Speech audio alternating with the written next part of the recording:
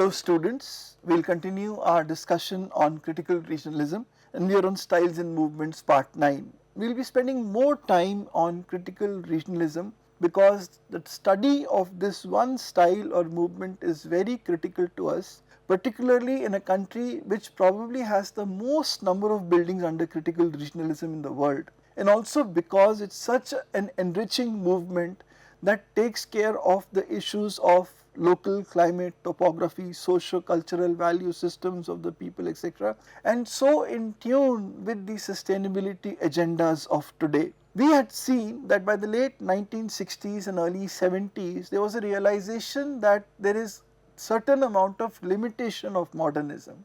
It was considered as being placeless, as being rootless and lacking regional identity. Socio-cultural and other regional aspirational people were not being addressed through modernism. And thus arose critical regionalism, an architecture which is rooted in modernism but is tied to geographical and cultural context. So we see that in Japan, we see that in Finland, we see that in India, in Israel, in Australia and many countries of the world. Now if we draw a comparison between two movements which came up as an anti-reaction to modernism, postmodernism and critical regionalism, it is a very interesting look. You see, postmodernism was also an anti-reaction against modernism because modernism, they thought, had become very bland with its unornamented white planar geometry or even in glass and steel, and they wanted to move away from that towards a historical recall, ornamentation, color and playfulness in their buildings. So they wanted to bring this transformation through postmodernism. But postmodernism per se is not linked to a region or has nothing to do with regional identity. Critical regionalism, on the other hand, was more concerned about the rootless, placeless feature of modernism, that it does not address socio-cultural and regional issues, it does not link itself to the climate, topography or local materials, and thus this was their issue or their problem. And critical regionalism arose because of that. Postmodernism is not restricted to any region or climate or any socio-cultural value systems. Critical regionalism is associated with all of them. That is why there is a difference between these two approaches. Postmodernism, if you look at this chart in front of you, postmodernism arose around the 1960s to the 1980s, whereas that was, so it had a limited time period. Critical regionalism began around the 1980s, I would say even earlier, because we have buildings in India by architects like Charles Correa, etc., that were earlier than that, and it is going on till today, this response to modernism, especially in the global south. Then the main reaction of postmodernism was against the functionalism and the austerity of modernism, whereas critical regionalism was against the placelessness and rootless identity of modernism. The design language of postmodernism was to do with symbolism, historical recall, etc., whereas in critical regionalism it was more to do with the use of local materials, climate responsiveness, tectonic clarity, that is the way the building has been constructed or put together. The attitude to tradition with regard in postmodernism, it was only a decorative revival of historic forms, somewhat ironic and playful in some cases, whereas in critical regionalism it was a much more nuanced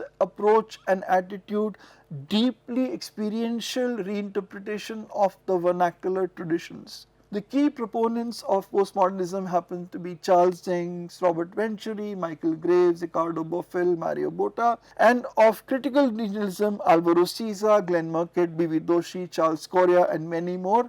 Kenneth Frampton was the person who coined the term critical regionalism in 1983. Examples are in postmodernism, we've seen the Venturi house, we've seen the Piazza d'Italia, we've seen the AT&T building, and in critical regionalism, you might have already seen Sangat. We will be looking at Boa Novati house today, the work of Alvaro Siza and many more works. The main goal of postmodernism is to reintroduce the sense of play, meaning and memory into their buildings, into architecture, whereas in critical regionalism, it is to ground modern architecture in culture, climate and place. It's got a lot to do with overall sustainable agendas of today. Now, if we look at critical regionalism, it can be looked at under historical context, climate responsiveness, local materials construction, ecological sensitivity, cultural appropriateness and technological sustainability. But when we look at the complexity for a modern Indian architecture, and John Lang says that the critical regional building is truly the modern Indian building, is truly modern Indian architecture. And like I said, because the major chunk of CR buildings have been built in India, India will be a focus in these discussions on critical regionalism. Now, India has a lot of disparity. I would say, lot of variety, diversity. Enormous regional, climatic, geographical and cultural variations are there. There are fundamental differences in building materials and methods of construction and design approaches. Many building types that we need today are very varied, from economically weaker section housing to modern industrial plants and corporate offices. It's not feasible to have an architecture applicable to the whole of India. It's simply not possible in a country of our size and variety. Now, we also know of a term called neo-traditional. Neo-traditional is what modern Indian architecture is today, connected with critical regional architecture or critical regionalism. This term neo-traditional is not exclusive to India or the critical regional buildings of India. It is true across the globe. So, solution of modern problems in a vernacular form and principles, where architects such as Raj Rewal in India, Tadawando in Japan, Glenn Murcutt in Australia and Alvaro Siza in Portugal, all being a part of it. Now, if we look at the neo-traditional format or style in modern Indian architecture, then we can say that neo-traditional has these following sections. It has the revival of traditional Indian architecture. It has modern plus traditional Indian, which is fundamentally critical regionalism. There is a vernacular revival in it. There is a modern Indian vernacular in it, and then there is community architecture. The architect associated with it are all the architects of critical regionalism. Charles Correa, B.B. Doshi, Ashish Ganju, Ranjit Sabiki, Revati Kamath, Raj Rewal, Meenakshi Jain, Bijoy Jain, some of the young architects like Sanjay Puri, Matharu Associates and many more. Vernacular architecture is the use of local materials and knowledge, usually without the supervision of a professional architect. It is very region specific, it is simple and practical. This is the architecture that has grown up in different parts of our country based on the region, topography, local climate, local materials and local craftsman expertise. So, it will be different from Rajasthan to Himachal to West Bengal to Kerala, and therefore, it has a unique identity for each region. This is architecture without architects. What vernacular revival is the attempt to revive this vernacular architecture in a modern context by professional architects. The focus is the provision of low cost housing using local labor, materials and construction techniques. For example, architects like Nari Gandhi, K.T. Ravindran, Vasant and Revati Kamath are all involved in the work on vernacular revival, like this Lakshman Sagar Resort in Rajasthan by Revati Kamath in 2010 or the Smut School in Bhopal by Revati Kamath in 2016. And vernacular revival stretches back to the 1970s with the works of Charles Correa in the National Crafts Museum in Delhi. It is a village, a series of buildings, courts with village center and temple etc. in the vernacular type. And in this, the museum is organized around a central pathway leading through exhibits in a sequence. The end of the sequence, you exit via a roof garden where there is an amphitheater for folk dances and open air display.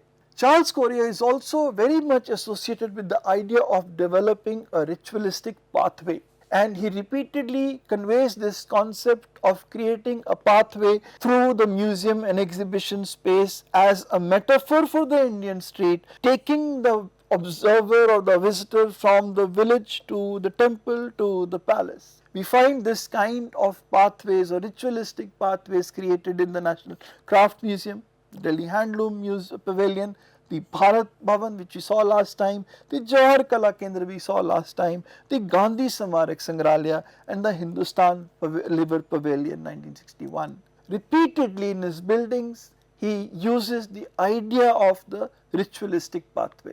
Then come to the vernacular revival or the works of Nari Gandhi.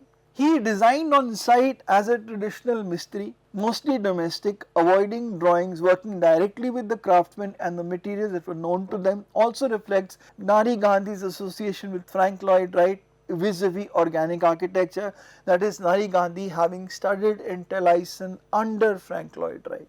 This work, the New Gourna village, is an example of vernacular revival in Egypt in the work of Hassan Fadi in 1952, which is a social housing project, but it is basically vernacular revival using mud bricks, and one of the more iconic works of Hassan Fadi in Egypt. If we come to modern Indian vernacular, it arose as a popular middle class taste, especially in North India. It is eclectic, it is not considered highly by academic architects, but it cannot be overlooked. It is an architecture of display and show, with glass and other shiny materials like marble, granite and metals. And there are two basic types. There is this modernism with elements from the past which can be Hindu, Islamic or even colonial.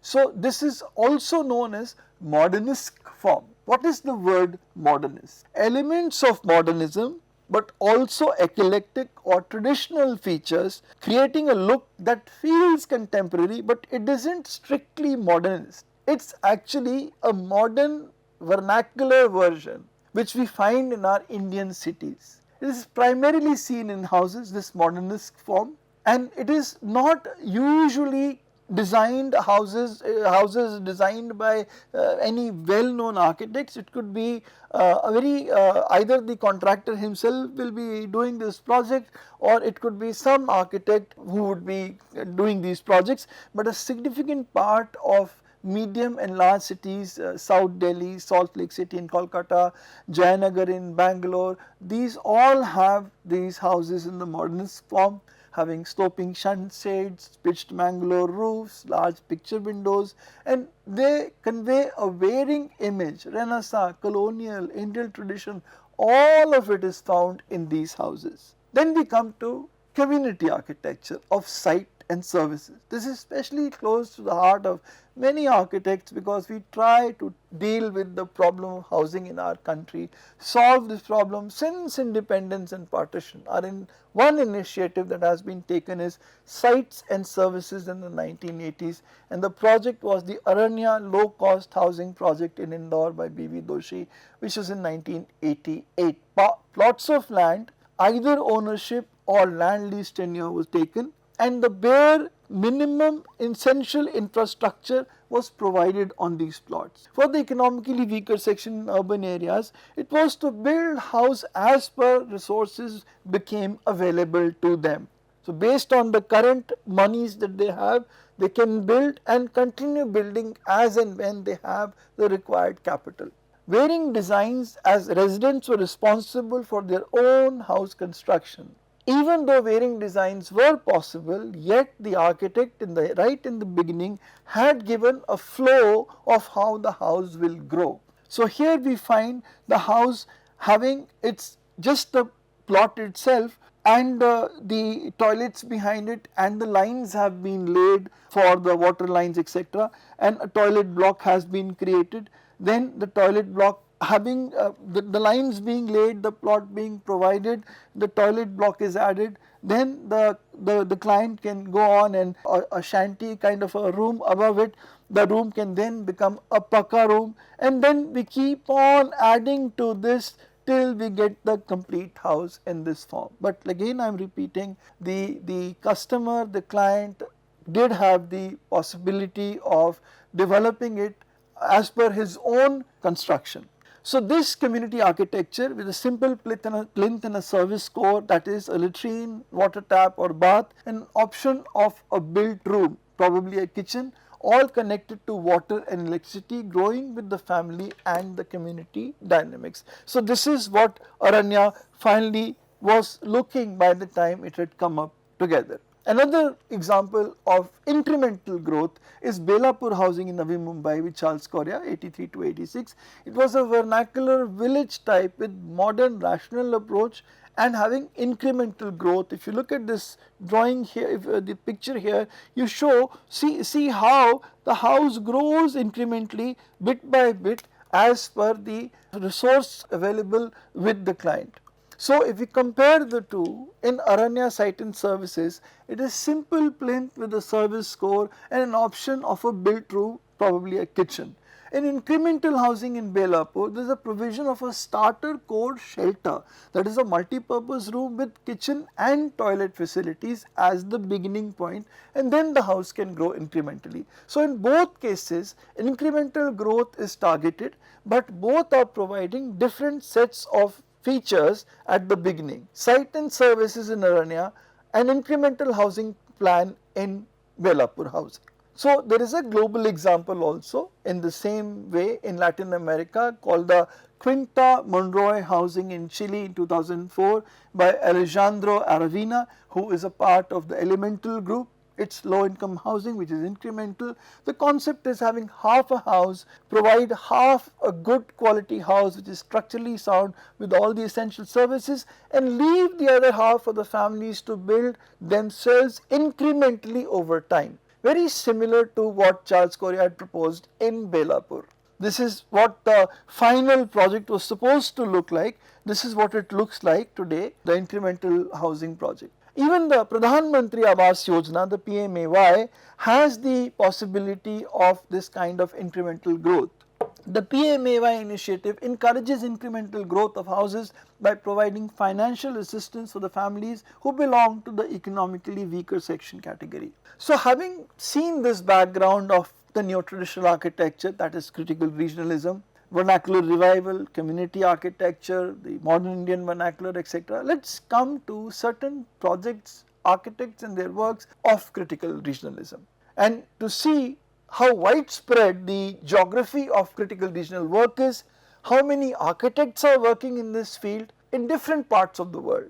If we just have a look at the global spread, in Europe, in Portugal, we have Alvaro Siza, we have got Eduardo Soto de Mora in Spain, we have got Carlos Scarpa in Switzerland, we have got architects in Iceland, in Japan, in China, in India, in Australia, Burkina Faso, Arab region, in Mexico, Finland, Sweden and Sri Lanka. All over the world, there are these architects working with critical regionalism. And if we look at contemporary architects from Africa, Latin America and Asia, then we have famous architects like Francis Kere, who is working in Burkina Faso, and his architect is an architect which is climate responsive architecture. Tatanio Bilbao in Mexico, who works with modularity and local materials. Alejandro Aravena, whose work we just saw in Chile, the Quinta Monroy housing, social housing, participatory design. Charles Correa in India, Bijoy Jain in India, David Adje in Ghana and now in the UK, and he brings cultural memory and material expression in his projects. Then we have Geoffrey Bawa in Sri Lanka, though Glenn Murcutt is in Australia, but I have added him to the list. His work is lightweight and climatically responsive. Then Francis Kere, we have Mariana Tabassum, Hassan Fadi in Egypt with vernacular revival, mud bricks and social housing. Coming to individual projects, let's go back to the 60s, go back to the beginning of critical regionalism, though mostly a completely modern building, but being climatically responsive to India's conditions. It was the ECIL complex in Hyderabad by Charles Correa. So, though I may not be able to say it is 100% a critical regional building, but it was the precursor to critical regional buildings, particularly in the aspect of generating a microclimate through form, being climatically responsive. The client was Dr. Vikram Sarabhai, who wanted the workspace through its form to generate a controlled microclimate. The request was the building should be energy conscious, it should use solar energy and eliminate the need for air conditioning. Also needed incremental expansion of spaces, and thus Charles Correa worked with modular units. And then the famous dictum of Charles Correa, form follows climate. So there were 3 cruciform units that you see in this building under the vast pergola, and these cruciform, they are in cruciform in order to bring daylight to the workspaces from all sides in each of them. The units are separated from each other for maximum natural light and ventilation into the office areas, and they are sealed off on the east facade. They are sealed off on the east facade. This is a blank east wall on this side, so that to minimize heat gain from this side. On the west there is a large overhanging pergola, and there is also a panoramic view of the town in the landscape. So there the windows are, but they are not left like that. There is a vast pergola over them. If you go back and look at this picture, this is taken from the west. And then we have the shade because of the pergola with a substantial overhang on the west and the south. Now the roof has 3 elements in it. It was also kind of an experiment in trying to reduce solar radiation from the roof. One is to have a water reflecting surface in a part of the roof so that the sun rays would bounce off it. The second is, of course, that it is a solid roof, and the third is that it is a pergola, like over this courtyard space there is a pergola, here is a pergola, though over the entire building it is a large overhang. Also the staggered office spaces draw air into the offices through this courtyard, which gets breeze from the east. So Charles Correa from the very early on was able to develop the building section in order to bring about passive cooling into the building, breeze and ventilation, natural light into the building, and he continued that in form following climate. Through the section we see the climate responsiveness of Charles Correa's work, whether it is in the ECIL building or in the Parikh house, which has got a winter section and a summer section, or the Kanchenjunga apartments designed on the concept of the colonial bungalow,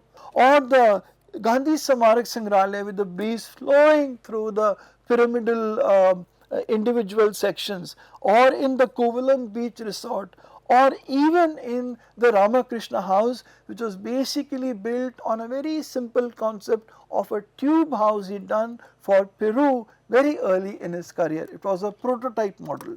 The pergola, which became a repeated device in the work of Charles Correa, was both a shading device and an ordering device, and we find that in the LIC Jeevan Bharati in Delhi, in the MRF headquarters in Chennai, we find it in the LIC Mauritius, in the Sundaram Finance in Chennai. This pergola has a huge urban gesture protecting the built form within and creating a sense of public space in the heart of a crowded city. So it gives that. In all these buildings we find that, and along with the pergola there is a freestanding column which became a kind of a aesthetic feature, a design feature in the buildings of Charles Correa. Many of these institutional and corporate buildings, and we find that here also. The pergola with the pilotis, in these buildings also. And these are some examples of pergolas in modern Indian architecture today. Now, if we were to compare the Kanchenjunga apartments with another building which has just been completed, a climate responsive building, similarly a tall building like the Kanchenjunga, so to see that passive design then and now. In the Kanchenjunga apartments, which is a high-rise building with 32 luxury apartments, a pioneering exercise in bioclimatic design, the building was based on local climate. Passive systems for heating, cooling and lighting were there in this building, and like I said, it was built on the basic concept of a colonial bungalow. But the newer building is the GYS Vision in Gurgaon by Morphogenesis, completed around 2017. It got a stack of cuboidal volumes and series of attached open spaces. But the big thing is this one iconic building among the 3. This iconic tower has sky gardens running all through its building. Here, every third, fourth floor plate, which is approximately 1200 square meters, is dedicated to a double height sky garden. Is approximately 450 square meters. This is how the sky garden is running throughout the building from bottom to top. And sky gardens, GYS Vision was not a unique concept. Already this idea had been explored by Norman Foster in the Commerce Bank in Frankfurt. He then carried on the same concept in the Gherkin in London. We find a kind of a sky garden, the terraces in the Kanchenjunga apartments, and we find that in the GYS vision also. And of course, one of the most famous buildings which have a sky garden with the visuals that are available to us is Antilia in Mumbai. It has got a sky garden. These are the sky gardens of Kanchenjunga, GYS vision, the Gherkin and the Commerce Bank. India Habitat Center by Joseph Allenstein in New Delhi in 1993 has climate responsive courtyards. The building is around shaded courtyards to reduce solar heat gain. It is using non-mechanical means for climate control. The courtyards are ideal interactive spaces for complete pedestrian complex. It has got green areas and pergolas. The pergolas are suspended from a space frame above and they block the summer sun and let in the winter sun. The shaded courtyards, inner facades of buildings creating a unique microclimate and bring about year-round comfort. It is one of the most comfortable spaces even in hot summers. Then we have the Indian Institute of Management, IIM in Bangalore by B.B. Doshi, a design based so much on traditional Indian architecture. These are some of the pictures of this wonderful building made using the local stone from that area. And we have Bijoy Jain Studio Mumbai that combines his practice. His practice combines modern sensibility with handcrafted techniques. Materials like bamboo, stone, and reclaimed wood are used to respond to climate and landscape, making the buildings tactile and rooted. So here in the Copper House too, we find that idea of a building being tactile. You can actually feel the various materials used in the building, including the use of copper. And this Copper House too, the handcrafted details, bamboo and reclaimed timber. It's climate responsive with deep verandas, passive cooling and natural light. He uses local materials and low-tech climate strategies into contemporary forms. Raj Rewal is a strong proponent of critical regionalism. Heritage and history are interwoven in a modern architectural vocabulary in his work. With a range of projects in residential, housing, public and institutional buildings, he is one of the most well-known architects of critical regionalism globally today. His works show his concerns for climate promotion of craftsmanship and new technologies. The Visual Arts Institutional Campus in Rohtak by Raj Rewal in 2014 shows his great concern for past architectural and urban forms and draws deeply on historic and typological examples. Rewal considered old Asian examples, for example, of Nalanda and Takshila, and even the Mughal example of Fatehpur Sikri in the design of this campus. We will end here, having seen the importance of critical regionalism and how particularly for India it has been so important. We will carry on in the final presentation of critical regionalism to look at some more projects, and we will focus then on some of the global architects and their works contributing to the body of critical regional buildings. Thank you.